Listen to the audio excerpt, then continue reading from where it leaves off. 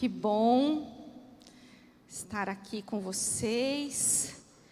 Eu já contei de manhã, não é muito confortável para eu estar aqui. Eu não sou pregadora e sempre que tenho essa oportunidade de ministrar a palavra do Senhor e contar um pouquinho da minha vida dentro dessa mensagem, agradeço muito ao meu esposo e ao pastor Marco, pastor desta igreja, né? As ovelhas vêm à igreja para ouvir a voz do pastor. E hoje eu aqui vou trazer uma palavra para vocês, então eu espero que encontre espaço no coração de vocês. Mas sim, é uma honra poder estar aqui e compartilhar um pouquinho nesse Dia das Mães. Agraciada. É sobre isso que vamos falar hoje no Dia das Mães. Hoje, o domingo separado como mais uma oportunidade de honrar as mães. Mais uma oportunidade, né? Então, nós mães temos um dia separado para que sejamos honradas, amadas, ganhar presentinho, né? Café da manhã. Eu não sei como é que vocês são. Eu lá em casa, eu começo a anunciar mais ou menos uns 15 dias antes. Tá chegando o Dia das Mães, tá chegando o Dia das Mães. Eu falo que no mês de maio eu enlouqueço todo mundo lá em casa, porque é aniversário de namoro, é Dia das Mães, é meu aniversário, então é uma loucura lá em casa o mês de maio. Mas é uma oportunidade de honrar. E quando nós falamos de honra, nós lembramos do primeiro mandamento com promessa. Está lá em Deuteronômio 5,16. Olha só o que diz Deuteronômio 5,16. Eu vou ler aqui com vocês, olha. Honra teu pai e tua mãe, como te ordenou o Senhor, o teu Deus, para que tenhas longa vida e tudo te vá bem na terra que o Senhor, o teu Deus, te dá. E esse mandamento que fez parte da orientação que Deus deu para Moisés, naquele contexto dos 10 mandamentos, é reforçado pelo apóstolo Paulo na carta aos Efésios 6, 1, 2 e 3, quando o apóstolo Paulo vai dar orientações bem práticas no exercício, né, da maternidade, como deve ser a conduta dos filhos diante dos pais, e lá ele vai reforçar esse mandamento. Ele vai dizer, olha, filhos, obedeçam a seus pais no Senhor, pois isso é justo. Honra teu pai e tua mãe, este é o primeiro mandamento com promessa, para que tudo te corra bem e tenhas longa vida sobre a terra. Então, o apóstolo Paulo está reforçando uma orientação que tinha sido dada para o próprio Deus. Ele está dizendo assim, olha, aquilo que foi validado na antiga lei está sendo revalidado agora, depois de Cristo Jesus. E o Senhor, Ele é muito sábio, né? Toda a sabedoria pertence ao nosso Deus. Ele colocou esse mandamento e ligou ele a uma promessa, porque ele sabia que diante da condição pecaminosa do homem, nós erraríamos muito como pai e como mãe, porque o mandamento ele não está ligado ao fato de eu ter um bom pai e uma boa mãe, estar num lar funcional, está ligado a um processo de maturidade. É muito comum a gente ouvir, por exemplo, isso aconteceu comigo também. Quando eu fui mãe, eu entendi várias coisas do universo materno. Eu entendi várias das considerações que a minha mãe fazia. Aquilo fez muito sentido para mim. Então, quando a gente é pai e mãe, parece que faz muito sentido aquilo que o pai e a mãe foram na nossa vida. Mas é verdade, nem sempre nós tivemos bons pais e boas mães. Mas o exercício do amadurecimento em Cristo Jesus vai nos ajudar a nos colocar no lugar desse pai e dessa mãe e a entender o contexto no qual eles viveram. E muitas vezes eles só nos deram aquilo que eles podiam dar. Eu sempre digo que nós não devemos justificar as nossas falhas, mas o nosso contexto ele serve para explicar muita coisa que aconteceu na nossa vida. Mas é necessário, muitas vezes, um conserto para que a gente possa viver um tempo novo e honrar esse pai e essa mãe. É um mandamento precioso para que a gente tenha vida longa na terra. Dentro desse contexto de mães, então, eu quero lembrar nessa manhã das características de uma mãe muito especial no contexto bíblico. Eu quero falar sobre as características de Maria, a mãe do nosso glorioso Salvador. Maria, agraciada por Deus. O anjo se referiu a Maria como uma mulher agraciada por Deus. Quando o Marco me convidou e ele falou, penso que você poderia levar uma palavra no Dia das Mães, para as mães. Eu contei para ele que o Espírito Santo já vinha ministrando no meu coração já há alguns dias sobre as características de Maria. Eu falei assim, esse é um termo que não tem saído da minha mente, agraciada. E aí ele me passou algumas orientações e 2 pregações do pastor Hernandes Dias Lopes. Ele falou, o pastor Hernandes Dias Lopes, ele fala muito bem, ele contextualiza muito bem sobre Maria, a mãe do nosso glorioso Salvador. Então, muito do que eu vou falar aqui é resultado desse aprendizado com o pastor Marco e com o pastor Hernandes Dias Lopes. E uma coisa interessante que eu aprendi é que Jesus, como homem, não teve pai, porque ele nasceu a partir da ação poderosa, sobrenatural do Espírito Santo. E como Deus, ele não teve mãe. Vamos ler então o texto que relata essa história e esse contexto, e está lá em Lucas 1, 26 até os 56. Eu vou ler aqui na minha Bíblia, porque tem várias anotações, talvez ali não seja a mesma tradução aqui da minha Bíblia. E eu sou mãe de 2 filhos, eu tenho 2. O Pedro nasceu quando eu tinha 25 anos e a Cauana nasceu quando eu tinha 30 anos. E eu costumo dizer isso várias vezes, que se eles não fossem meus, eu ia querer muito que eles fossem. Porque eu fui realmente agraciada com 2 presentes do Senhor. O Senhor me confiou heranças dele, que me dão muita alegria. E aí eu fiquei pensando no quanto eu gosto do relato de Lucas. Eu gosto muito do Evangelho segundo Lucas. E curiosamente, Lucas, eu fiquei pensando, eu gosto da forma como Lucas escreve. E Lucas escreveu a partir daquilo que ele ouviu, porque ele não foi ali um dos apóstolos, né, de Jesus. E ele escreve a partir daquilo que ele ouviu. Então, eu penso que há uma identificação. Lucas era médico, né? Meu filho estuda medicina. E um relato que a gente ouve e escreve tem a ver com a outra profissão da minha filha. Minha filha vai ser jornalista, começou a faculdade de jornalismo, e a minha nora já é jornalista. Então, penso que está tudo aqui nesse contexto bíblico, né? Por isso, a minha identificação com o Evangelho de Lucas. Mas vamos lá ver como é que Lucas trabalha dentro desse contexto. O nascimento de Jesus é predito. No 6º mês, Deus enviou o anjo Gabriel a Nazaré, cidade da Galileia, a uma virgem prometida em casamento a certo homem chamado José, descendente de Davi. 2 características aqui. Maria era virgem e ela estava prometida em casamento para José. José fazia parte, ele era descendente da linhagem de Davi, de onde já havia sido profetizado que viria o Messias. O Messias viria da linhagem de Davi. O anjo, aproximando-se dela, disse: alegre-se, agraciada, o Senhor está com você. Maria ficou perturbada com essas palavras, pensando no que poderia significar essa saudação.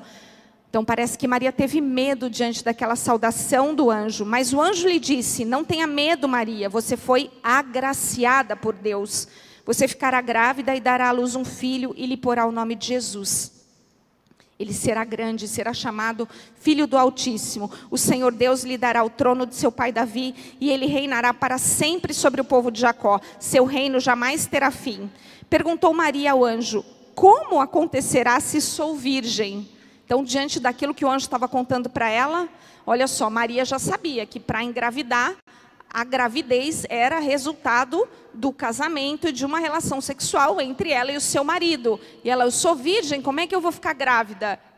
A pergunta que ela fez para o anjo, ela não duvidou que ela ficaria grávida, ela só perguntou: como eu vou ficar grávida? O anjo respondeu: o Espírito Santo virá sobre você e o poder do Altíssimo a cobrirá com a sua sombra. Assim, aquele que há de nascer será chamado Santo, Filho de Deus. Também Isabel, sua parenta, terá um filho na velhice. Aquela que diziam ser estéril, já está em seu 6º mês de gestação, pois nada é impossível para Deus. Olha só que curioso. para respaldar aquele milagre que Deus faria em Maria, ela engravidaria de uma ação poderosa do Espírito Santo, ele citou uma parente sua, Isabel. Isabel era estéril, já estava em idade avançada. E ele falou assim, sabe, a tua parente Isabel, ela já está grávida, aquela estéril. Então eu acho que Maria falou, meu Deus, se Isabel está grávida, eu estou diante de um milagre, então mais ainda eu posso crer nesse milagre, porque daí ela disse assim, olha, sou serva do Senhor, que aconteça comigo conforme a tua palavra. Então o anjo a deixou. E aí Maria vai visitar Isabel. Naqueles dias Maria preparou-se e foi depressa para uma cidade da região montanhosa da Judeia, onde entrou na casa de Zacarias e saudou Isabel. Quando Isabel ouviu a saudação de Maria, o bebê agitou-se em seu ventre e Isabel ficou cheia do Espírito Santo e em alta voz exclamou, bendita é você entre as mulheres e bendito é o filho que você dará à luz. Mas por que sou tão agraciada a ponto de me visitar a mãe do meu Senhor? Logo que a sua saudação chegou aos meus ouvidos, o bebê que está em meu ventre agitou-se de alegria. Isabel também reconhecia que ela estava diante do seu Salvador. Feliz é aquela que creu que se cumprirá aquilo que o Senhor lhe disse. E ela, mais uma vez, se alegra diante do fato de que Maria creu que aconteceria conforme Deus disse. E olha o cântico de Maria. Então disse Maria, minha alma engrandece ao Senhor e o meu espírito se alegra em Deus, meu Salvador, pois atentou para a humildade da sua serva. De agora em diante, todas as gerações me chamarão bem-aventurada, pois o poderoso fez grandes coisas em meu favor. Maria reconhece o favor de Deus, mais uma vez. A sua misericórdia estende-se aos que o temem de geração em geração. Então vamos lá. O que é ser agraciada? Porque assim, olha, nós sabemos que a graça e a misericórdia do Senhor se renovam a cada manhã. Mas eu fiquei pensando sobre a agraciada, porque quando nós pensamos em graça, graça é um favor imerecido de Deus. A Bíblia nos diz lá em Lamentações 3, 22 e 23, que graças ao grande amor do Senhor é que não somos consumidos, pois as suas misericórdias são inesgotáveis, elas renovam-se a cada manhã e grande é a sua fidelidade. A nossa condição pecaminosa diária, porque o pecado habita em nós e a nossa carne é uma condição humana que nos leva a errar diariamente e por isso carecemos da graça e da misericórdia de Deus, senão seríamos consumidos, senão não estaríamos aqui. Ela se renova a cada manhã. Então Maria estava diante daquilo, de uma graça concedida por Deus. E nós sabemos que nós não merecemos, que isso que nós recebemos é gratuito, mas não veio de forma gratuita, porque custou a morte do nosso Senhor e Salvador. Então é pela graça, mas não é de graça, é favor e merecido de Deus. Mas Maria foi agraciada. Só que agraciada tem um azinho. E toda vez que a gente está diante de uma palavra que tem um a antes, é uma negação. É um não, significa um não. Por exemplo, se eu digo que alguma coisa é atemporal, está fora do tempo, é o não tempo, permanece apesar da passagem do tempo. É atemporal. Se eu digo que uma coisa é amoral, não tem moral, é não moral. Então, quando eu penso em agraciada, não graça, não de graça, e aí eu fui pesquisar um pouquinho mais sobre o significado dentro desse contexto bíblico de agraciada. Agraciada é uma variação de graça, que vem de charis, do grego. É um gesto de graça, é um presente, mas dá a ideia de reconhecimento. Eu achei isso incrível. Como, por exemplo, ser lembrado com carinho, ter a amizade de alguém muito especial. Então, a agraciada se refere a ser favorecida, não por merecimento, mas porque a outra pessoa quis fazê-lo. Quando uma pessoa é agraciada, ela deve se sentir privilegiada por ter sido escolhida para receber esse favor, para receber essa graça, mas nunca se sentir mais importante. O mérito, nesse caso, pertence a quem cedeu o favor à graça, não a quem o recebeu. Olha só o que revela a oração de Maria, como reflete esse reconhecimento de Deus. Lucas 1, 46, 50. Então, quando ela está orando, ela diz assim, olha, minha alma engrandece ao Senhor e o meu espírito se alegra em Deus, meu Salvador, pois atentou para a humildade da sua serva. Maria, quando ela recebeu aquela visita do anjo, e ela não duvidou, ela não colocou em dúvida o que Deus estava dizendo para ela através do anjo.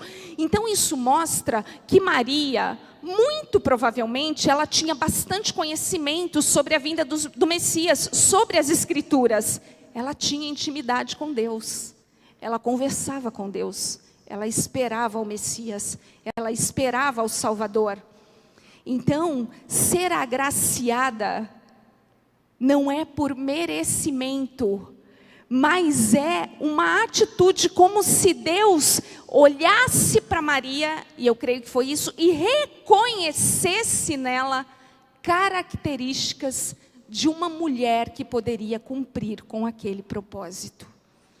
Maria, como mulher, e era uma mulher jovem, segundo os estudiosos, ela deveria estar no final da adolescência, porque naquele contexto histórico as mulheres se casavam muito jovens. E olha só, ela não duvidou em nenhum momento. Eu estava pensando, trazendo um pouquinho para o contexto de hoje, tá bom? Vou só contextualizar. Se Jesus viesse nesse tempo, nessa época que nós estamos, bem diferente daquela época, e o anjo aparecesse para uma Maria e dissesse para ela, você vai ficar grávida. Penso que não seria talvez essa pergunta que ela faria para o anjo, como vou ficar grávida se sou virgem? Porque esse contexto de virgindade, esse ensinamento bíblico tão precioso, ele tem cada vez mais perdido a importância no nosso contexto atual.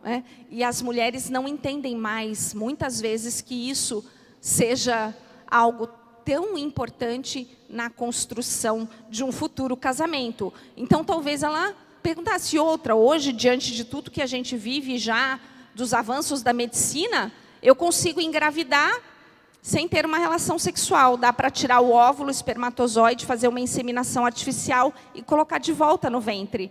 Então, talvez a pergunta, ou a indignação, ou a dúvida, se o Senhor não encontrasse uma mulher que prontamente diria, eis aqui, sou sua serva, faça conforme a tua palavra, quais seriam os questionamentos?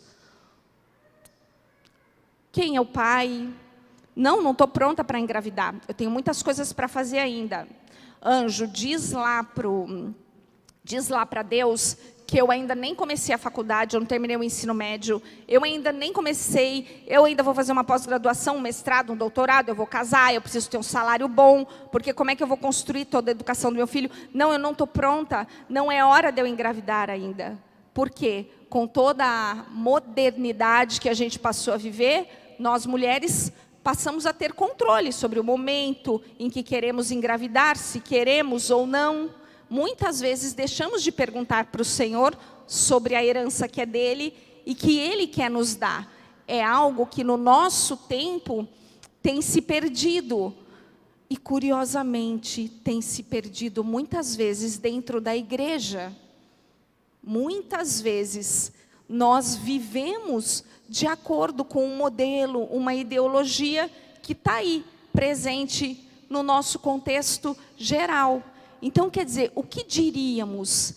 Então, uma característica importante de Maria, antes dela ter sido escolhida para gerar o nosso glorioso Salvador, certamente ela tinha um relacionamento de intimidade com Deus.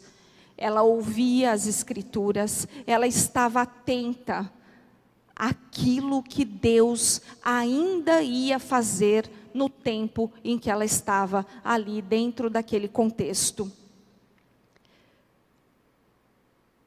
E outra coisa muito importante também é que, olha só, ela estava prometida em casamento para José. José era da linhagem de Davi. Então ela estava diante de um desafio gigantesco, tanto que depois o anjo apareceu para José, para falar para ele: olha, José, é isso mesmo, Maria, ela engravidou, e é uma ação poderosa do Espírito Santo. E José também, curiosamente, prontamente, não duvidou daquilo que Deus estava fazendo. Então José provavelmente também era um homem que temia ao Senhor e que aguardava a vinda do Salvador.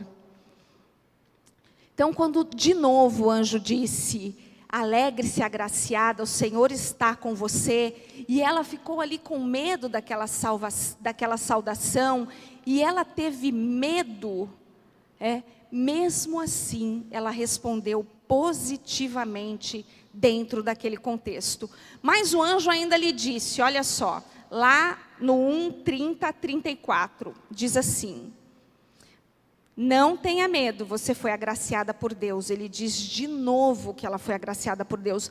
Então são duas vezes que o anjo disse que ela foi agraciada, e depois Isabel reconhece ela como uma mulher que foi agraciada. Ela aceitou prontamente viver esse propósito, que implicava e que dizia respeito a um reconhecimento de quem ela era como mulher. Uma mãe que cumpre um propósito, então, ela tem um relacionamento íntimo com o Pai através da pessoa do Espírito Santo. Maria reconhecia a grandeza do Senhor e se alegrava no Salvador. Ela era humilde diante daquele favor imerecido. Ela tinha plena consciência da sua condição humana falha e completamente dependente do Senhor, porque quando ela ora, ela reconhece a condição dela, ela reconhece a humildade dela, ela reconhece que ela está ali para cumprir um propósito e para servir. E hoje, que modelo de mãe nós temos sido? Os propósitos de Deus, eles se cumprem plenamente através da família. Eu sei, existem famílias funcionais, existem famílias disfuncionais. Há contexto de mães solteiras, há vários contextos hoje, mas esse não é o propósito original de Deus. O propósito original de Deus se cumpre através da família. E Jesus, ele viveu em um contexto familiar até que iniciasse o seu ministério na terra. E nesse contexto familiar, nós temos algumas sinalizações de algumas coisas que aconteceram, tá? Olha só, lembra quando Jesus foi esquecido no templo aos 12 anos? Então, eles tinham ido para Jerusalém no período das festas judaicas. E assim, vamos pensar nesse contexto. Para Maria ter esquecido Jesus lá em Jerusalém, provavelmente, com certeza, a Bíblia relata que Jesus não era mais filho único. Ela já tinha outros filhos ali para cuidar junto com José. E Jesus devia ser um exemplo de adolescente, é óbvio, né? Ele foi perfeito. Então, ele era um adolescente super responsável.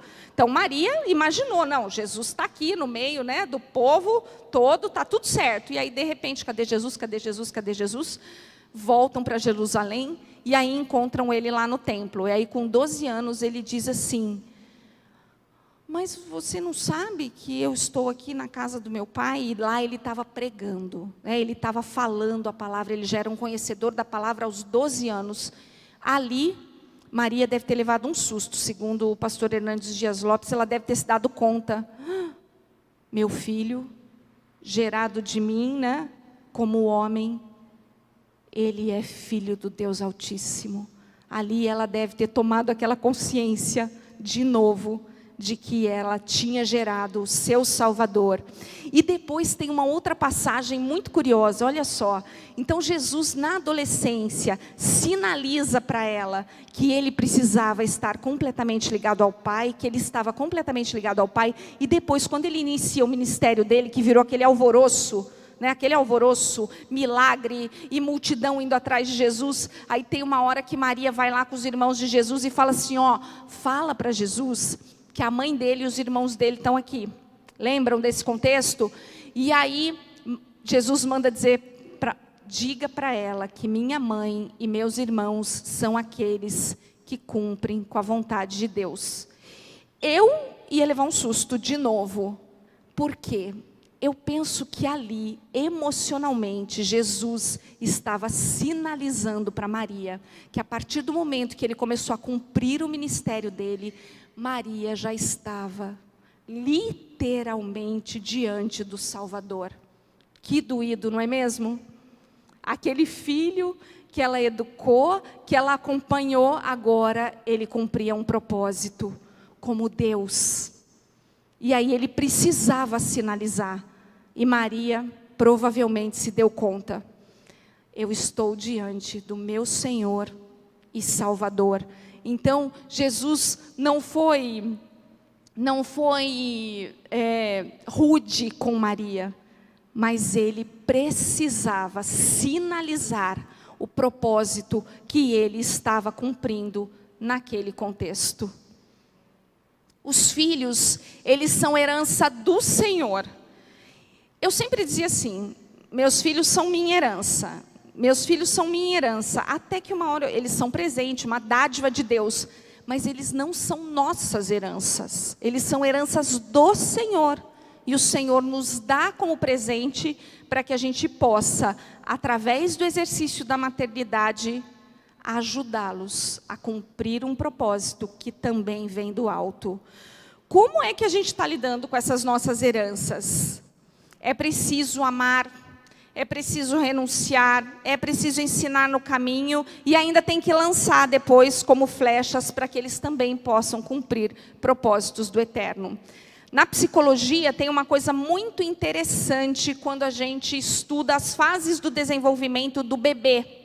Eu aprendi algo muito interessante, muito importante no papel da mãe e no papel do pai.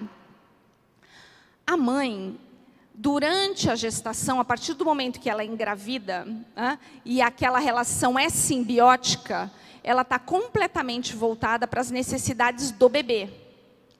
O pai, ele engravida junto, está acompanhando aquela gravidez, e daqui a pouco o neném nasce. Ele também, claro, se apaixona por aquilo que se materializou diante dele, que para a mãe já estava materializado dentro dela, ele também se apaixona. Ele passa por um período em que ele tem bastante paciência com aquela relação simbiótica, porque a mãe não quer nem saber do pai, né? Pai sai para lá, pai sai para lá, não, marido. Ela não quer saber mais do marido. Ela quer que ele se aproxime como pai, né, para ajudar e tudo, mas ela não quer saber do marido. E o pai tem ali uma paciência no início, mas uma relação saudável dentro disso e funcional, a ordem estabelecida é que esse pai, esse marido, ele precisa cuidar da mãe como esposa.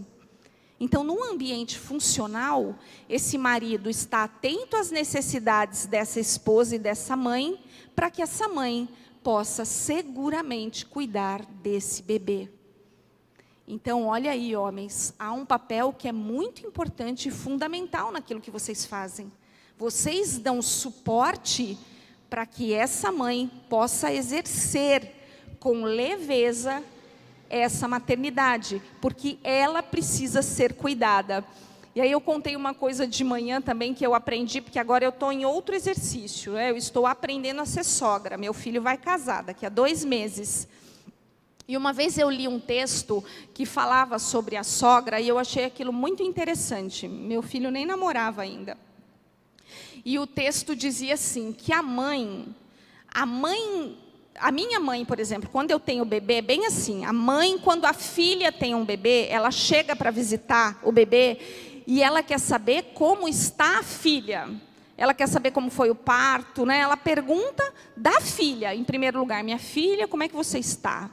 Depois, ela se volta para o bebê, para o neto. A sogra não. Quando chega para visitar, ela já vai logo perguntando como está o bebê. Quer nem saber da nora. E aí aquele texto estava mostrando por que às vezes essa relação ela é tão truncada, ela demora tanto para se estabelecer em afeto. Eu já peguei essa lição e falei, quando os meus netinhos vieram, eu vou chegar assim, minha nora, como você está? Vou fazer direitinho. Por quê? Porque quando os nossos filhos, e você se está como eu, numa fase já, que o filho daqui a pouco está casando ou já está casado, a gente também tem um papel de dar continuidade ao afeto materno, acolhendo noras e genros, e trazendo para esse contexto familiar. Quero falar uma coisa muito importante para vocês, para finalizar. Falar do papel da mãe não é muito simples, tá? Por quê? Existe sim uma coisa funcional e uma coisa disfuncional. E lidar com a disfuncionalidade é muito difícil, mas nós não temos alternativa, nós cometemos erros. O que nós devemos? Às vezes ela é tratada como um ser imaculado. A mãe não é um ser imaculado. Ela não é. A mãe é um ser humano como outro qualquer. E muitas vezes eu me coloco nessa posição de uma mãe como um ser imaculado. E aí eu não vou conseguir lidar com os erros que eu vou cometer. Eu não vou saber fazer os consertos que eu preciso fazer na maternidade. Eu já reuni os meus filhos em vários momentos para pedir perdão pelos erros que eu cometi com eles. E sabe o que nós mais ensinamos para os nossos filhos? Quando nós saímos dessa posição de uma mãe imaculada e vamos para esse lugar de uma mãe vulnerável, que pede perdão pelos erros cometidos, nós vamos estar ensinando os nossos filhos a fazer o mesmo. Nós vamos estar gerando neles um coração humilde. E eles também serão filhos que saberão pedir perdão, pedir desculpas quando eles cometerem os erros deles. Então, nós não podemos nos colocar nesse lugar de uma mãe que não erra, porque daí nós seremos capazes de perdoar os nossos pais, a nossa mãe por ter errado conosco, e seremos capazes de pedir perdão para os nossos filhos diante dos erros que nós cometemos. Eu saberia citar aqui para vocês muitos dos erros que eu cometi com os meus filhos. Por quê? Porque eu já pedi perdão para eles. Eu dei nome para esses erros. Gerar um ambiente onde há consertos é um ambiente de amadurecimento emocional e que cumpre propósitos no reino. Amém? Então, feliz Dia das Mães. E uma outra coisa que eu quero dizer: faça os consertos. E saiba que nós mulheres e homens, nós temos uma capacidade de gerar frutos gigantescas, porque o próprio Jesus nos disse isso, que poderíamos dar muito frutos se estivéssemos ligados nele, que é a videira. Então também se atreva a se colocar diante de Deus como uma mulher que teme ao Senhor, que não duvida e que pode viver grandes sonhos e projetos do reino. Amém? Pai querido, nós colocamos cada mamãe que está aqui nas Tuas poderosas mãos. E pedimos, Senhor, que dos lábios dessas mães saiam palavras de vida, de amor, palavras que consolam, que edificam, que aperfeiçoam, palavras inspiradas pelo Espírito Santo de Deus. Senhor, que dessas mães saiam rios de água viva, para que os seus filhos bebam e se sintam saciados pelo amor de Deus, que é derramado no coração de cada mãe que está aqui. Mantenha, Senhor, essas mães de joelhos, para que os seus filhos possam andar em pé.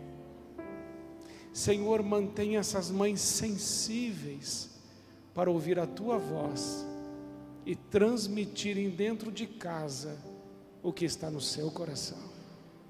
E Senhor, cuida dessas mamães, porque cada uma tem uma história e existem coisas que às vezes feriram o coração, mas que essas mães possam ser totalmente curadas, restauradas e erguidas pela Tua poderosa mão. E que hoje ainda essas mães sejam honradas pelos seus filhos e que elas possam ouvir: mãe, eu amo você. E é tão bom ser seu filho, ser sua filha, porque nada é mais importante para uma mãe do que ver um filho feliz, uma filha feliz e abençoada e cheia do Espírito Santo. Que todas essas mães possam ver e viver isso, em nome de Jesus. Amém.